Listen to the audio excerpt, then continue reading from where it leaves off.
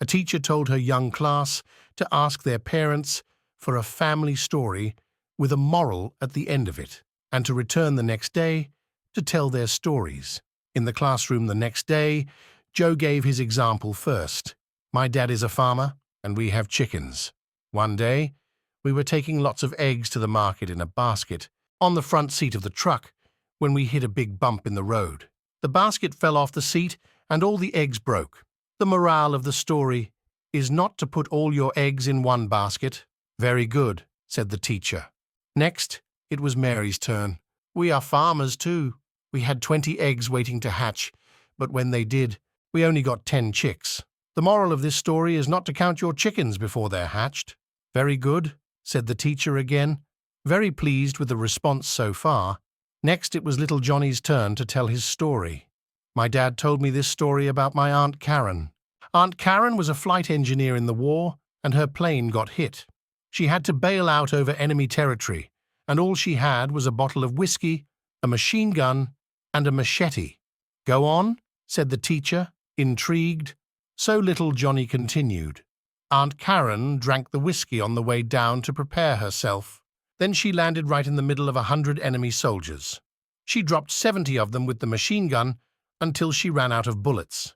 Then she nailed 20 more with the machete until the blade broke. And then she dispatched the last 10 with her bare hands.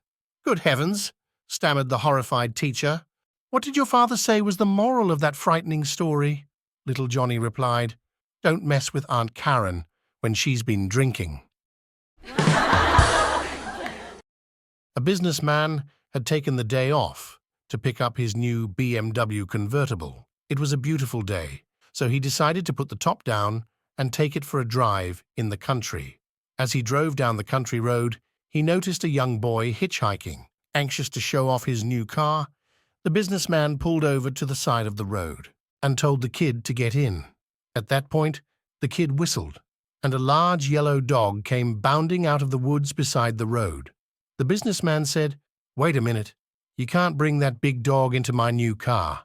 He's all covered with mud, and I have these nice new leather seats. The kid replied, That's okay, mister. My dog will run along the side of the car. The businessman said, Well, it's your dog. And they drove off with the dog running alongside of the car. The businessman was showing the kid the neat features of his new car and forgot all about the dog. Suddenly, he remembered and asked, Oh my God, where's your dog? The kid replied, He's right along the side of the car. The businessman looked down at his speedometer and saw he was doing 60 miles per hour.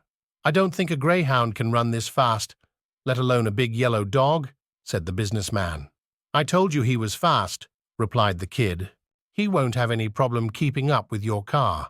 This made the businessman a little miffed, so he pressed down on the gas pedal and sped up to 70. How is your dog doing now? He asked. The dog is doing fine, the kid responded. He's really fast. The businessman mashed down on the gas until he was doing 90, then hollered over at the kid. Is your dog still keeping up? Yep, the kid yelled back. He's breathing hard, but he is still alongside of the car. The businessman couldn't believe it, so he slammed on his power brakes, screeched to a stop, unbuckled his seatbelt, and leaned over the kid to have a look. Sure enough, there was the dog. I'm flabbergasted, said the businessman. That must be the fastest dog in the world. He looks like a regular dog except, what is that pink ring around his neck? The kid replies, Oh, he's not used to stopping so fast. That's his butthole. Jack decided to go skiing with his best buddy, Bob. So they loaded up Jack's minivan and headed north. After driving for a few hours, they got caught in a terrible blizzard. They pulled into a nearby farm and asked the attractive lady who answered the door if they could spend the night.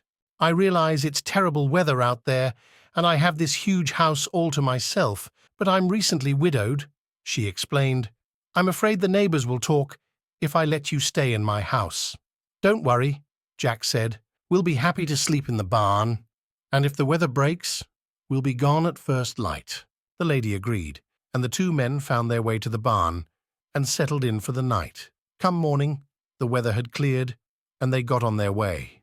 They enjoyed a great weekend of skiing.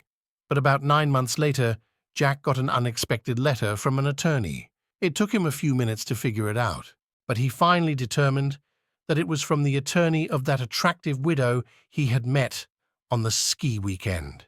He dropped in on his friend Bob and asked, "Bob, do you remember that good-looking widow from the farm we stayed at on our ski holiday up north about 9 months ago?"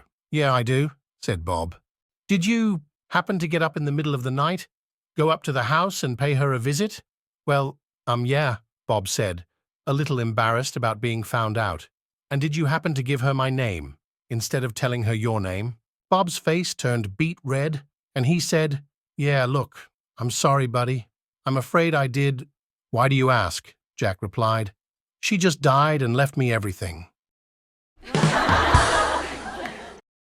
A guy calls a company and orders their 5-day, 5 pounds weight loss program. The next day, there's a knock on the door. There, standing before him, is a voluptuous, athletic, 19-year-old babe, dressed in nothing but a pair of running shoes and a sign around her neck. She introduces herself as a representative of the weight loss company. The sign reads, "If you can catch me, you can have me." Without a second thought, he takes off after her. A few miles later, puffing and puffing, he finally gives up. The same girl shows up for the next 4 days, and the same thing happens. On the 5th day, he weighs himself and is delighted to find he has lost 5 pounds, as promised. He calls the company and orders their 5-day, 10 pounds program. The next day, there's a knock at the door, and there stands the most stunning, beautiful, sexy woman he has ever seen in his life. She is wearing nothing but running shoes and a sign around her neck that reads, "If you catch me, you can have me." Well, he's out the door after her like a shot. This girl is in excellent shape, and he does his best to catch her, but no such luck. So for the next 4 days, the same routine happens, with him gradually getting in better and better shape. Much to his delight, on the 5th day, when he weighs himself, he discovers that he has lost another 10 pounds. As promised, he decides to go for broke and calls the company to order the 7-day, 25 pounds program. "Are you sure?" asked the representative on the phone. "This is our most rigorous program." "Absolutely," he replies. "I haven't felt this good in years."